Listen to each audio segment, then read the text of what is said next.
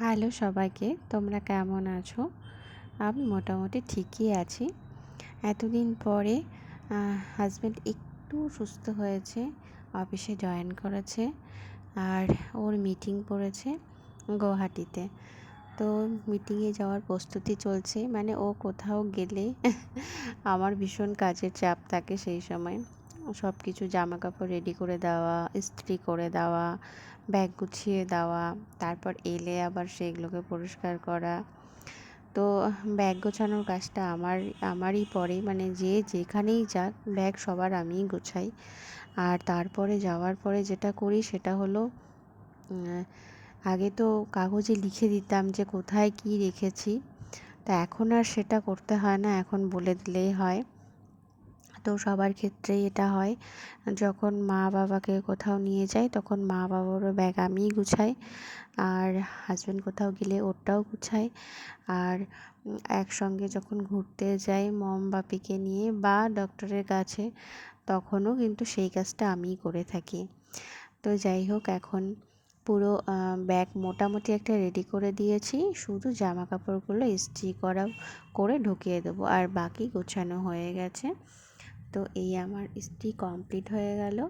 এই কটা জামা ছিল বাকি, এইবার এগুলোকে ইস্ত্রি করা হয়ে গেছে। এগুলোকে ব্যাগের মধ্যে ঢুকিয়ে দেবো, ব্যাস। আর সঙ্গে যেদিন যাবে, এই যে আজকে হচ্ছে তোমার সকালে আমি দিয়ে আসবো গাড়ি করে ওকে। তো ছাড়তে যাচ্ছি, কারণ ওর এখনও মানে ভারী টারি জিনিস তোলা নিষেধ। গিয়ে কী করবে, আমার তো প্রচণ্ড ভয় লাগছে। আমি তো এয়ারপোর্ট পর্যন্ত যাচ্ছি, বাকি রাস্তা তো ওকে একাই যেতে হবে। ফ্লাইটে গেলে অনেকটা সুবিধা হয়, কিন্তু তা হলেও ট্রলি সঙ্গে থাকলে একটু তো টানার ব্যাপার থাকে। ওষুধ গুছিয়েছিলাম, কিন্তু দুটো ওষুধ এক্সপায়ারি করে গেছে, তাই যাওয়ার পথে একটা ওষুধের দোকান খোলা পেলাম।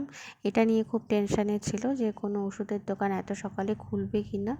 তো রাস্তার পাশে দেখলাম যেতে যেতেই ওষুধের একটা দোকান খোলা, এবং এই দোকানে ঢুকে আমি দুটো ওষুধই একসাথে পেয়েছি ঠাকুরের কৃপায়।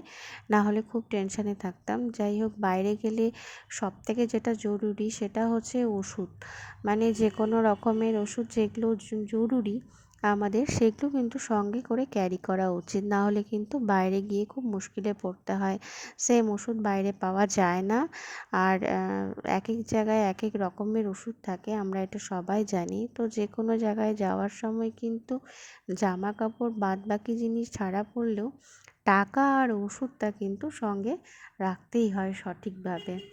তো যাই হোক, এটা আমি পেয়ে গেছি। আমরা চলেই এসেছি প্রায় এয়ারপোর্টে। তো এয়ারপোর্টে ঢুকছি এখন। তো ওখানে আমি গাড়ি পার্কিং করব না। ওকে এমনিতেও আমার ভেতরে মানে আমি এন্ট্রি পাবো না, তো আমি আর গাড়ি পার্কিং করব না। তো ওকে নামিয়ে দিয়েই চলে যাব। আর পার্কিং করলে আবার এক্সট্রা চার্জ কাটে, তো সেই জন্য আর পার্কিংয়ের প্রয়োজন নেই। সোজা ঢুকিয়ে দিয়ে ওকে নামিয়ে ওখানে 10 মিনিটের সময় থাকে। 10 মিনিট লাগেজ নামানোর জন্য একদম কাফি। তো ওখানে লাগেজ নামিয়ে দিয়ে আমি চলে যাব। যতক্ষণ না বাড়ি ফিরবে ততক্ষণ তো চিন্তায় থাকবো। যাই হোক, তোমাদের দিনটি সবার ভালো কাটুক। আজকের মতো এইটুকু।